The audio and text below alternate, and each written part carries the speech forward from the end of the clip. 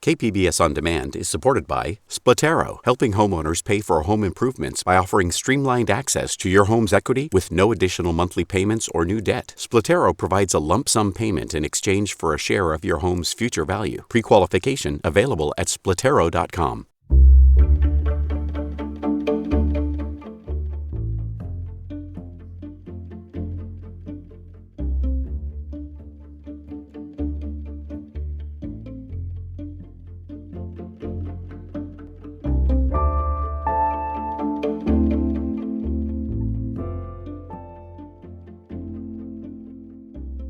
Good morning. I'm Eric Anderson, in for Debbie Cruz. It's Monday, February 12th. District 4 residents feel neglected by San Diego's new pavement improvement plan. More on that coming up next, but first, let's do the headlines. Applications for the City of San Diego's new flood relief grant program opened today. Small businesses and nonprofits that were impacted by the January 22nd storm can apply. The city's Economic Development Department will provide grants up to $2,500 per applicant. Applicants in areas of low to moderate income can receive $5,000. For a link to the application, visit kpbs.org/weather. You can also ask for a paper application in the lobby of the Civic Center Plaza in downtown. There was a tuberculosis exposure at Sweetwater High School from July 19th to December 15th. San Diego County and Sweetwater Union School District on Friday said they've notified people with the highest risk of infection. No-cost TB screenings for the immunocompromised students are being arranged. TB bacteria spread through the air from person to person. Symptoms include a cough, chest pain, and fatigue. A nurse was acquitted of involuntary manslaughter Friday for the death of an inmate at a San Diego jail. Denali Pasqua was found not guilty in causing the death of Elisa Serna on November 11, 2019. The jury couldn't reach a verdict against Dr. Friedrich von Lintig, who's also facing charges in Serna's death. However, they did vote 9-3 in favor of acquitting the doctor. Von Lintig will be back in court Wednesday to find out whether prosecutors are going to retry the case. From KPBS, you're listening to San Diego News Now. Stay with me for more of the local news you need.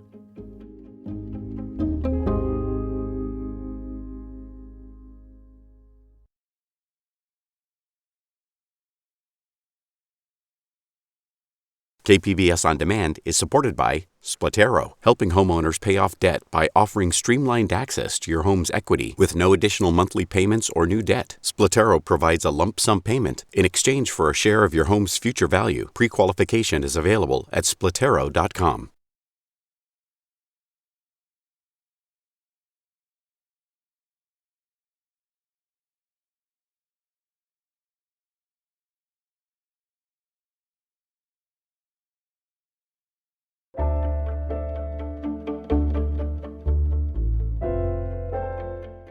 San Diego's District 4, including Encanto, Skyline, and Valencia Park, has some of the worst pavement conditions in the city, but the city's new pavement management plan directs the least amount of money there. Reporter Katie Hyson spoke with frustrated residents. We have more potholes than you do bullet holes at a shooting range, and it don't seem to bother our elected officials. That's Evelyn Smith from Emerald Hills. She's one of a half dozen District 4 residents gathered at Malcolm X Library. Aurora Valdez from Encanto says the poor streets keep her from getting to class at San Diego State. I don't have a car right now. It broke down. I'm sure the streets didn't help, but it broke down. And I've been taking the bus, and because of the construction, because of the closed-off streets, sometimes the bus does not come. Valdez says she has to use scarce food money for Ubers. Rob Campbell, also in Encanto, says the poor pavement is dangerous. Everywhere we go, if you try to walk, a sidewalk just suddenly ends and you're dumped into a street. And the street is in such poor shape, kids can't ride their bikes. I can't push a stroller with a kid because the stroller wheels get stuck. It's dangerous not just for children, but for the neighborhood's many elders and people who use mobility devices, says Valencia Park's Andrea Hateru. I saw a friend of my daughter's trip over, his wheelchair tipped over on Montanars, hitting potholes. Actually, I've seen it a couple times. They report issues through the Get It Done app, as the city encourages, but rarely get a response. And when they do, it's disappointing. Si hay 5 baches, solamente reparan 2 y dejan 3. Mauricio Zamudio from Skyline says they repair 2 potholes and leave 3 on the same street. Or they close off streets for a long time, and when they reopen, it seems to be worse. Valdez again. Right in front of Encanto Elementary, they closed that off, and now there's a huge dip in the road, and cars go on the other side of the street to go around it. This is all day. Everyone's doing it. Fixing roads is expensive. The worse they are, the more it costs, exponentially. The city's recently released pavement management plan advocates a, quote, best value approach, stretching budget dollars the farthest by improving the streets that aren't as bad. It would get the city's streets to, quote, satisfactory condition overall, but it leaves District 4 behind. It spends the least there, $144 million over 10 years, and the most, almost double that, in wealthier District 5, which currently has the best street conditions. In response to questions, the city said the Streets Division worked with the Department of Race and Equity and factored equity into the scoring.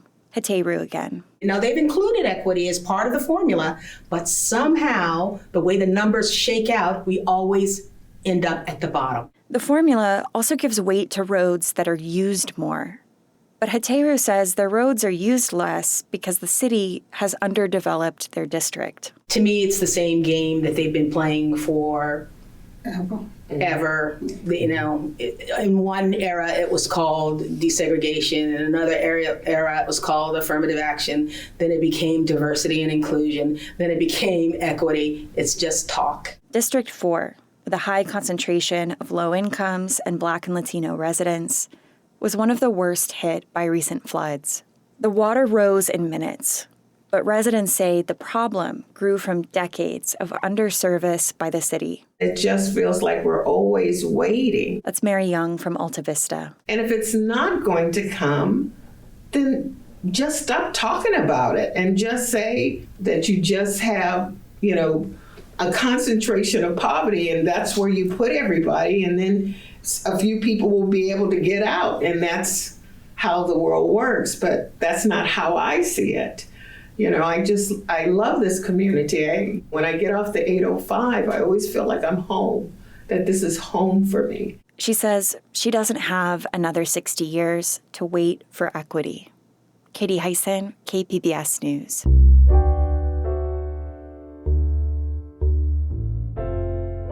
We're continuing to bring you information on some of the local races on the primary ballot.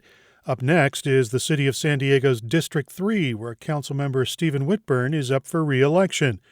Metro reporter Andrew Bowen has more on the race to represent District 3. District 3 includes downtown, Hillcrest, North Park, and western Mission Valley. Growth and development are hot topics in the race. At a candidate forum last month, incumbent Stephen Whitburn said the district needs better infrastructure. But I also think we need to keep adding housing and not expect to wait until we have perfect infrastructure, because we're years away from getting there. Kate Callan is a neighborhood activist and writer. She says District 3 needs more parking and fewer bike lanes, and that growth is happening too fast. District 3 is suffering from a saturation of density, and we don't have the infrastructure to support it. Ellis California Jones is the only Republican candidate in District 3. He says he decided to run after seeing new construction in his neighborhood downtown. Started calling the city and didn't like the response I got.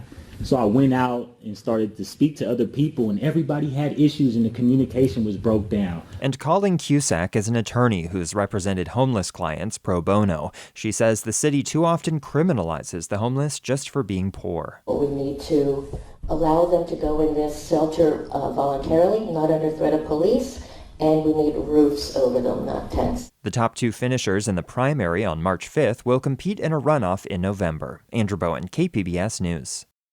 Visit the Voter Hub to learn about the March 5th primary election candidates at kpbs.org/elections.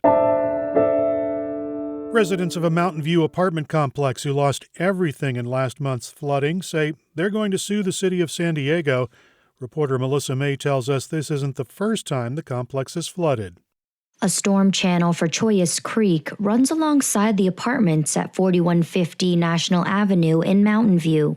The 32-unit complex flooded on January 22nd, destroying renters' belongings. Attorney John Gomez is representing about half of the residents impacted by the flooding. He says the city of San Diego neglected to keep this channel free of debris. We feel like folks that were displaced or harmed, that live in apartments, that are renters, deserve justice too. So we're here to help these San Diegans. Gomez says he's considering a separate lawsuit against the owners of the complex, saying they knew that flooding could happen but didn't inform the tenants. Chollas Creek flooded the complex in December 2018, and the owner sued the city of San Diego for damages. Melissa May, KPBS News.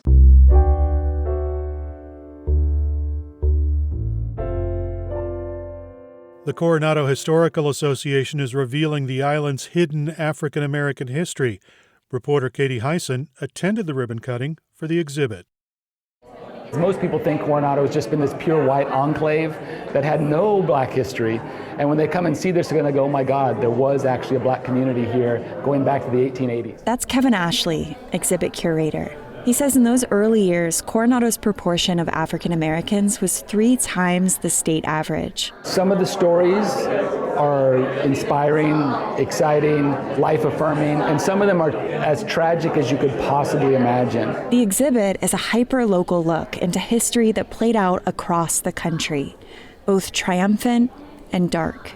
Entrepreneurs, veterans, and civil rights leaders, redlining, minstrel shows, and murders. In one corner, Claudia Ludlow looks up at photographs of her family, Black Coronado pioneers. I think the first night that I saw it, I cried for like the first 2 minutes. A lot of it is what we didn't know, because our family, there was a lot of secretive about our family and how they even got here, and Kevin was the one that opened that door. She hopes people understand the fight. How hard our ancestors worked for us to be here. We can't take it for granted anymore. They hope to grow the exhibit and welcome anyone with a story from this community to reach out. Katie Hyson, KPBS News. That's it for the podcast today. As always, you can find more San Diego news online at kpbs.org. I'm Eric Anderson. Debbie Cruz will be back tomorrow. Thanks for listening and have a great day.